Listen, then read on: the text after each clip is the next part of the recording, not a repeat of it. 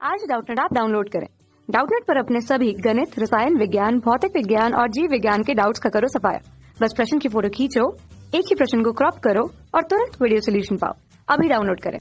नमस्कार दोस्तों, हमसे पूछा गया है 3 समान लोहे की छड़ें जिनमें से प्रत्येक का द्रव्यमान m दे रखा है और लंबाई l दे रखी है को जोड़कर एक संभव त्रिभुज के रूप में व्यवस्थित किया जाता है। निकाय के जड़ता आघूर्ण की गणना करनी है जबकि अक्ष त्रिभुज के तल के लंबवत हो।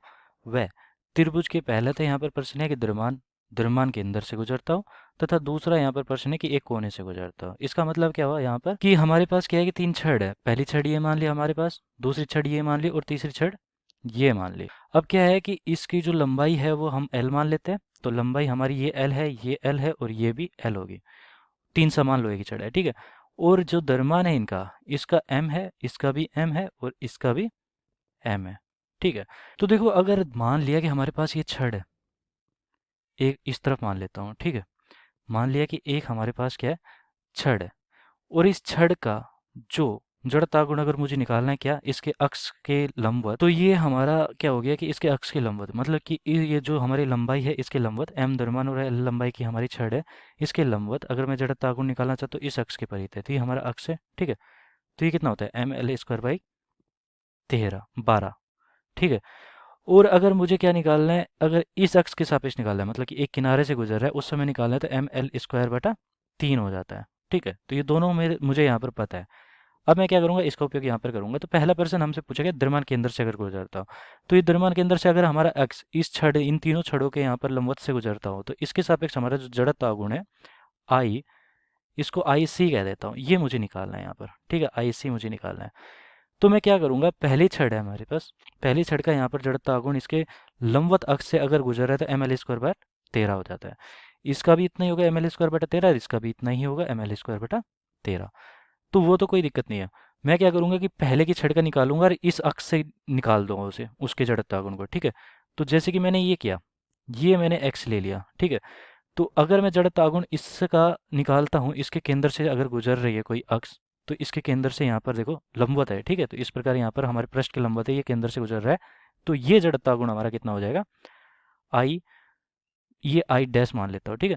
तो आई डैश बराबर हमारा कितना हो जाएगा, ml²/12। तो ये तो निकाल कर दिखा ही रखा है, लेकिन इसको मुझे कहाँ पर स्थानांतरित करना है, यहाँ पर स्थानांतरित करना है, इसके केंद्र पर, ठीक है। तो केंद्र तक इसकी दूरी कितनी है वो हमें निकालनी है पहले। तो अगर ये दूरी की बात करते हो तो ये दूरी कितनी होती है हमारी, l/2√3 होती है, ठीक है। तो ये दूरी हमारी l/2√3 होती है। तो मुझे आई डैश को यहाँ तक दूरी तक से क्या करना है, स्थानांतरित करना है। तो m द्रव्यमान को मुझे कितना, r², यहाँ पर कितना है हमारा l/2√3।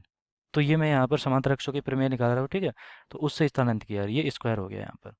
कौन सी प्रमेय से कर रहा हूँ, समांतर अक्ष प्रमेय, समांतर अक्ष प्रमेय, ठीक है। तो हमारा ये कितना हो जाएगा, अब इसको हल करते हैं। तो आई डैश मतलब कि पहले केवल एक की ही बात करो यहाँ पर, और मैं उसको 3 गुना कर दूंगा तो तीनों का निकल आएगा फिर, ml²/13, और ये कितना हो गया, ml² तो हमारा हो गया, लेकिन यहाँ पर नीचे हमारा कितना है, ये 4 हो जाएगा और 3 12, 4×3 = 12। तो ml²/6 हो जाएगा, ठीक है, कुल मिला के। इसका मतलब है कि अगर मैं इस छड़, पहली छड़ के लिए बात करता हूँ केवल और केवल, तो उस समय हमारा जो जड़त्व आघूर्ण इसके केंद्र से गुजर रहा है उसके सापेक्ष अगर मैं देखता हूँ तो कितना आता है, वो आता है ml²/6। लेकिन मुझे तो तीनों छड़ों का देखना है, तो तीनों छड़ों के लिए समान ही होगा, तो मैं क्या करूँगा, 3 से गुना कर दूंगा इसे। तो मेरा आई सी का मान कितना हो जाएगा, 3 गुना आई डैश हो जाएगा, ठीक है। तो 3 गुना आई डैश मतलब कि ml²/3, तो ml² सॉरी ये 6 है, तो ml²/2 हो जाएगा ये। तो ये तो पहला उत्तर आ चुका है हमारा। पहला उत्तर क्या है, ml²/2। तो ये क्या है, पहला उत्तर। अब ऐसे ही हम क्या निकालेंगे, दूसरा उत्तर। एक कोने से गुजरता हुआ है, तो कोने से गुजरता हुआ है, मैंने क्या किया कि देखो ये वाली छड़ है, पहले वाली, इसके भी कोने से निकल रहा है, तीसरी वाली है, इसके भी कोने से निकल रहा है। अब की बार मैं ये वाला निकाल रहा हूँ, ठीक है। तो आई यहाँ पर ये वाला निकालना है, तो मुझे क्या करना है, आई एक्स मान के चलता हूँ, ये जड़त्व गुण निकालना है मुझे। अब की बार दूसरे पर्सन में, ये अभी तक मैंने पहला पर्सन ही निकाला था, ठीक है। तो आई एक्स बराबर यहाँ पर हमारा क्वेश्चन मार्क है, मतलब कि पहली छड़ के लिए और तीसरी छड़ के लिए तो समान होगा, क्योंकि इन दोनों के कॉर्नर से ही निकल रही है, इन दोनों के किनारे से निकल रही है, ठीक है, कोने से गुजर रही है यहाँ पर। लेकिन इस छड़ के लिए अलग हो जाएगा। तो मैं क्या करूँगा कि दूसरे पर्सन के लिए पहले क्या निकालूंगा, दूसरी छड़ के लिए, दूसरी छड़ के लिए। तो दूसरी छड़ी के लिए जब ये यहाँ से गुजरेगा ये वाला, तो कितना मैंने स्थानांतरित किया इसको, मैंने किया कितना, √3/2 किया, क्योंकि यहाँ से और यहाँ तक अगर मैं दूरी देखता हूँ तो ये √3/2 हो जाता है। ठीक है, तो मैं क्या करूँगा, यहाँ पर जड़ता गुण निकालूंगा 2 के लिए। तो I2 बराबर हमारा कितना हो जाएगा, यहाँ पर केंद्र से गुजर रहा है लंबवत, तो ml²/12 वो तो होगा ही होगा। लेकिन देखो यहाँ पर वो तो होगा ही होगा, आई डैश जैसे कि मैंने लिया है, तो ml²/13 वो तो होगा ही होगा।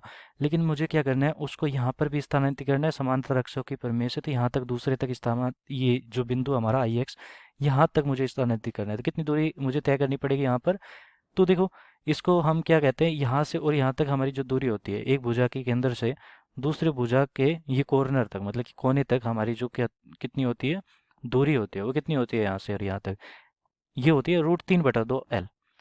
तो इसका उपयोग करेंगे हम। तो हम क्या करेंगे, m द्रव्यमान को और √3/2L तक विस्थापित कर रहे हैं। ठीक है, तो ये L हमारा इतना है और स्क्वायर हो गया। तो इसको हल करते हैं, ml²/12 प्लस का m, और ये 3 है और ये 4 है और ये L² हो। तो इसको हल करेंगे तो कितना आ जाएगा, ये हो जाएगा 9/12 और ये हमारा 1/12, तो 10/12 आ गया ml²। या फिर 5/6 भी लिख देता हूँ ml²।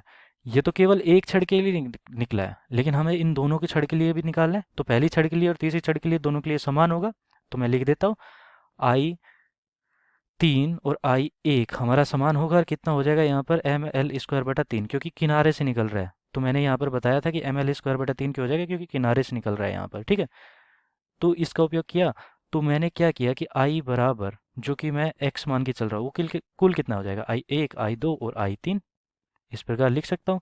तो I1 हमारा कितना है, ml²/3, I2 हमारा कितना है, ml²/3, और I3 हमारा कितना है, ml²/3। तो ये 3 कर देता हूँ, ठीक है, दिक्कत नहीं होनी चाहिए, कन्फ्यूजन नहीं होगा। और I2 हमारा कितना है, 5/6 ml²। अब इसको हल करेंगे तो देखो ये कितना हो गया, 2/6, ये भी 2/6 हो गया, और ये 5/6। तो 2 और 2 4 और 5 9/6 ml²। ये हो गया 3/2 ml²। तो ये भी आ चुका है हमारे पास, मतलब कि किनारे से अगर निकल रहा होता तो उस समय हमारा यहाँ पर जो जड़ता गुण आ जाएगा वो कितना आ जाएगा, 3/2 ml²। ये दूसरा उत्तर हो गया हमारा। धन्यवाद।